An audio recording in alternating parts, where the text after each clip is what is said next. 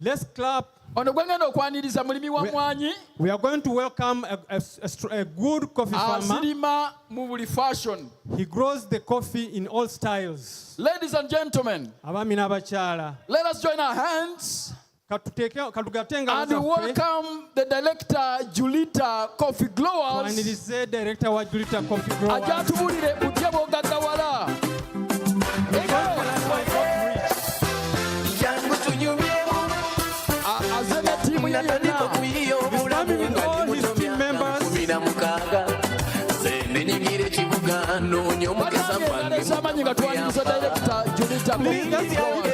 A round of applause for him.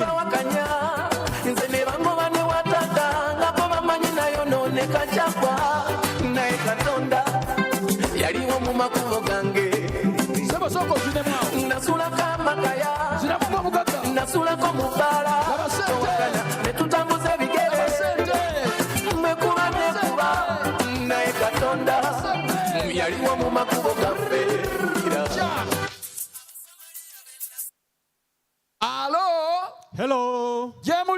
Are you there? You're most welcomed. I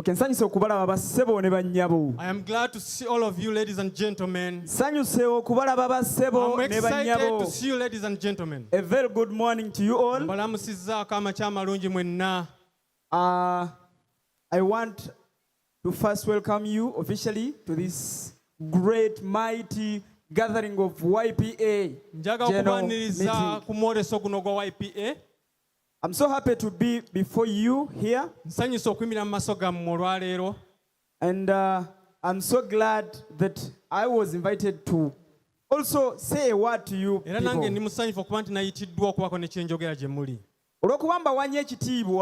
And because I respect you so much, I'll speak only what fits in my time.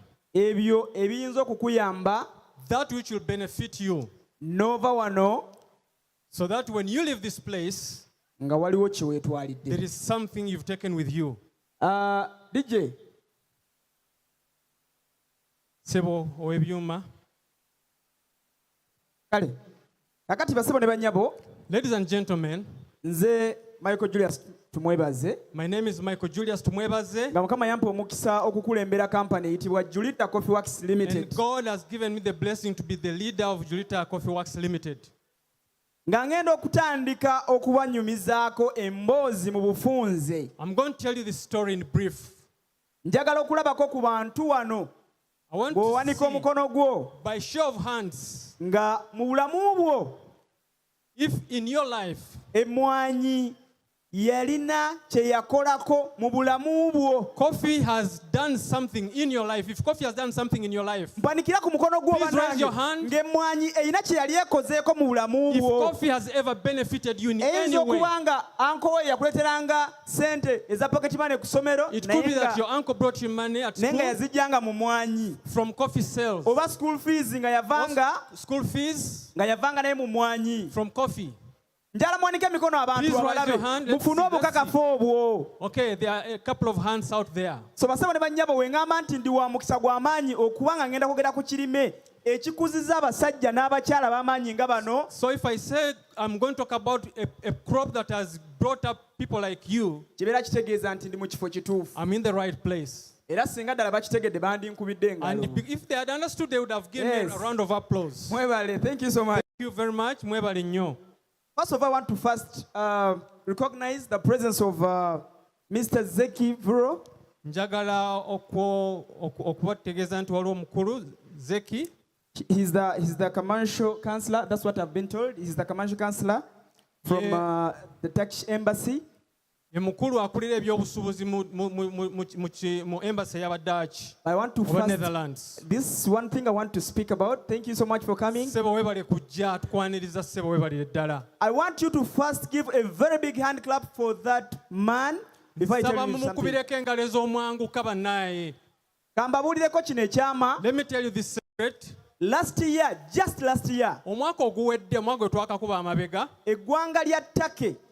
The Turkey as a country, Turkey, lyaguze emmwanyi za Uganda ezikunukiriza mu billions 15 ne millions 8 eza USD. They took 15.8 billions worth of coffee from Uganda. Lwaki mbakubira engalo endala bannange? For them. Oyinza okubanga oba oyina emmwanyi ewaka nga tewandifunye sente singa Turkey wadde sente. If Turkey had not given us that money, you probably would not have gotten a so share that's of that our money. New market. That's kakatale kapya eri Uganda. They are really supporting our Robusta coffee. Era bagula coffee owekika ekya Robusta. I really want to take this opportunity to really thank you so much. Sebo twagala okubeebazanga eggwanga mwebale nnyo mwebalire ddala. And when you go back, sir, era bw'onobozzeeyo ssebo, I want you to extend our warm greetings and warm gratefulness to His Excellency Mehmet Fati. Otuuse okwebaza kwaffe eri omukulembeze w'eggwanga. No, ambassador. He's the ambassador. Ambassador w'eggwanga eryo muno mu Uganda. Yes, Sebo. Thank you so much. Sebo, mwebale nnyo. We really appreciate, and actually, even our company would love to partner with you, sir. Era ne company yaffe yandyagadde nnyo okubanga ekolagana nammwe. We will be glad if we get that opportunity. Sebo, tulindiridde nnyo omukisa ogwo. Ate akombadde sinza butakayisaawo. Yes, I had to say that. Basebo ne bannyabo, emmwanyi kye kimu ku birime ebirudde mu ggwanga Uganda. Ladies and gentlemen, coffee is one of the oldest cash crops in this country. In case you didn't know, singa oba tokimanyi, emmwanyi yazuulibwa mu Uganda mu mwaka ogwa 1860. In 1860 is when coffee was discovered in Uganda. Nkakasa bulungi nga tewaliwo n'omu ku mmwe wano yaliwo mu biseera. Probably none of you was here. Naye emmwanyi biseera bwe yazuulibwa, when they discovered this crop in Uganda, Robusta coffee. It was the Robusta coffee. Era emmwanyi eyo ensi nnyingi ezigirima. And there are many countries that grow this coffee. Ng'ogasseeko n'eziri ebweru w'amawanga wabweru wa Africa nga Vietnam. Including countries like Vietnam. Naye ng'emmwanyi eyo esibukira ddala wano Uganda. But it's coffee originally from Uganda. Era bw'ona agenda ku International Coffee Research Institute, if you go to the International Coffee Research Institute, ojja agenda okulaba nti emmwanyi eyo bagitracinga ddala kuviira ddala wano mu ggwanga lyaffe erya Uganda. The roots of this coffee are traced back to Uganda. Ekyo kitegeeza nti omulimi w'emmwanyi mu Uganda naddala ng'olima Robusta, if you're a coffee farmer in Uganda, kitegeeza nti olina omukisa ogw'amaanyi kubanga gwe are producing a highest quality of Robusta. You have a very big chance because you produce the highest quality of coffee in Uganda. Era mu mwaka gwa 1970, in 1970, emmwanyi eyo we yafuuka commercialized. That coffee was then commercialized. Emmwanyi eyo ebintu bino mubiwandiika mubitegeere kubanga bano bye bajja babuuza gye byava. Somebody might ask you the origins of your coffee. emmwanyi eyo ebeera commercialized. It was commercialized, and then we started farming it commercially. Government it was the farming was supported by the government. And the farmers sold it to the government. Nobody else was allowed to buy the coffee except the government. That is 1970. Commercialization eyo yali mu kugula mmwanyi okugijjamu ssente. This process was to help people get money from the coffee. Background eno ogenda kugyetaaga ku byengenda okuwunzika nabyo. As I conclude, at some point you'll need this information. Mu 1990, in 1990, emmwanyi ya Uganda n'ebeera liberalized. Uganda's coffee was liberalized. Bagiteekanga buli omu asobola okugirima. Very good. Emmwanyi ya Uganda yafuuka liberalized. It was liberalized. N'ebeera nga buli muntu yenna kati akkirizibwa okuyingira mu value chain y'emmwanyi. And anybody was allowed to enter anywhere within the value chain. Okuva ku kulima. From farming. Okutuuka ku kusuubula. And to procurement. Okutuuka ku kugattako value. To adding value. Then okutuuka ku export. And also exporting the coffee. N'okugifulumya. Wali mwaka 1990. That is 1990. Era n'okutuusa leero. Till this day. Emmwanyi ya Uganda. Our coffee. Buli muntu akkirizibwa okugirima. Anyone is allowed to grow it. Okugyegatirako value. To add value to it. Ogatako omutindo. Ate era n'okugyetwalira wabweru w'amawanga. And to export it out of the country. Exporting certificate. As long as you have the exporting certificate. Omwaka oguwedde gwokka. Last year alone. Twatunze emmwanyi 6.3 million bags. 60 kilogram million bags. Twatunze miliyoni 6.3 eza kilo 6.3 million 60 kilogram bags. Akubanza obutakategeera emwanyi nga tugitwala ebweru. When we take this coffee out of the country, tugitwalira mu mutindo mu kilo standard international standard ya 60 kilograms. Era twatunze 6.3 million bags. And 6.3 million bags of kadde mukaaga n'ensawo n'emitwalo asatu. Ensawo ezaatwalibwa ebweru. Target yaffe nga Uganda, as a country, ate ne company yaffe ya Julita Coffee Works, and the coffee works that he hates, Julita Coffee Works, Julita Coffee Works, target yaffe kwe kwongera ku busawo buno okuwera miliyoni 2. the target is to bring it to 20 million bags. Era kino twali tetusobola kukikola nga ffe. We cannot do this alone. Kubanga emwanyi zaffe zirimwa ku ttaka. Because our coffee is grown on soil. On land. On land. Ate nga tetusobola kugula ttaka liyinza kuweza million bags 2. And we don't have that scale of land.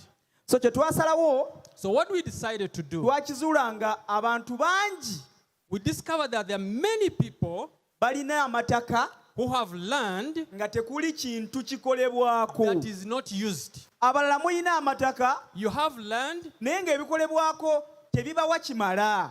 but it is not giving you as much yield. Ojjagenda kwetaaga statistics zino ziwandiike nazo wansi. You may need these statistics. Please take Statistically, note of them. Ebitundu 35% of Uganda's arable land is idle. Ebitundu 35 ku buli 100 ku ttaka lya Uganda terina kikolebwako. And let me tell you, that's about 78 million acres of arable land. Millioni 78 ezandibadde zirimwako naye nga tezina kiriko. Exactly. And that translates to about 120,000 square miles of land seated idle, meaning arable land. Ettaka square miles 128 kanaana eritaliko kintu kyonna. Very good. Era square miles ezo, and all this land bannayuganda mwe bannannyini baalyo, is owned by Ugandans. Averagely osobola okuwakana ne fact eyo. You may argue about this ng'okomye Kampala na Wakiso mukono. if you are only familiar with Kampala and Wakiso. Fa babeera mu byalo, but those of us who stay in the villages, abatambula up country, who go up country, tusanga osobola okutambula kilomita 10. you might travel for about 10 kilometers osanze kirime wadde and you'll find no crop grown on that land. So ne tutegeera nti waliwo space esobola okusimbibwako emmwanyi za Uganda. So we know that there is land on which we can grow coffee in Uganda. Olw'okuba nti emmwanyi kye kirime kye tusinga okutunda wabweru w'eggwanga. And because it is the cash crop that we sell out of the country the most, we export. Twanoonyereza kye tuyinza okugendamu ekisingayo obukulu ku kirime ng'ekisinga emmwanyi tekitubula. We thought of what other crops could replace coffee, but there is none. So ne tusalawo katugende mu bulimi bw'emmwanyi. So we decided to go for coffee. Naye nga tulimira bantu mwanyi ku mataka gaabwe. So we grow coffee on your land. We grow it for you. Mu nkola eyitibwa commercial coffee farming. We do commercial coffee farming for you and on your behalf. Okay, when I was beginning, I told you that coffee was commercialized in 1970. Nti emmwanyi batandika ogifuula ey'okutunda okugyamu ensimbi mu 1970. But coffee farming, not this thing, naye okulima emmwanyi has not been commercialized ever since until Julita Coffee Works Limited was born. Kwali tekunafuulibwa kwa byanfuna. Obulimi bw'emmwanyi, coffee farming. Obulimi bw'emmwanyi bwali tebunafuuka bwa nsimbi bwa kugyamu nsimbi. Like growing a plant of coffee. Oli n'alima emmwanyi in a commercial style. Mu ngeri ey'okufunamu ensimbi. Very good. Kubadde tekunabeerawo ever since. Kwali tekubanga okutuusa nga Julita yatandise. Era ffe twalese kati obulimi bw'emmwanyi obw'omutindo mu ggwanga Uganda. Julita Coffee Works is the first company to bring commercial farming of coffee. Era ngenda kubawa ekibalo mugenda kutegeera. This is the mathematics. Lwaki tewandibadde ng'olina ettaka eritaliiko kintu? Why you should not have idle land. Naye nga sinaa kugenda wala. Before I continue, njagala kulabako jasi omuntu omu bw'ati ng'ogamba nti nze I own an acre of land, at least an acre of land. Njagala kulaba omuntu alinayo wakiri eka emu yokka, wakiri eka. If you just own just at least an acre of land, going above. Yes, I can see a few hands. Basebo ne bannyabo. Ladies and gentlemen, oba tonnaba kufuna ttaka, if you don't have land, era naawe nsaba oyiteko ku please come to our stall. Julita Coffee Works. If you don't have land, please talk to us. Agricultural land is that cheap. Agricultural land is very cheap. Especially here in Uganda. And especially today. We don't know what will happen tomorrow. We've woken you up. People know the value of land. Even in the villages. So if you wait tomorrow, you might find land in Nakasongola at the same price as Kololo, where we are here.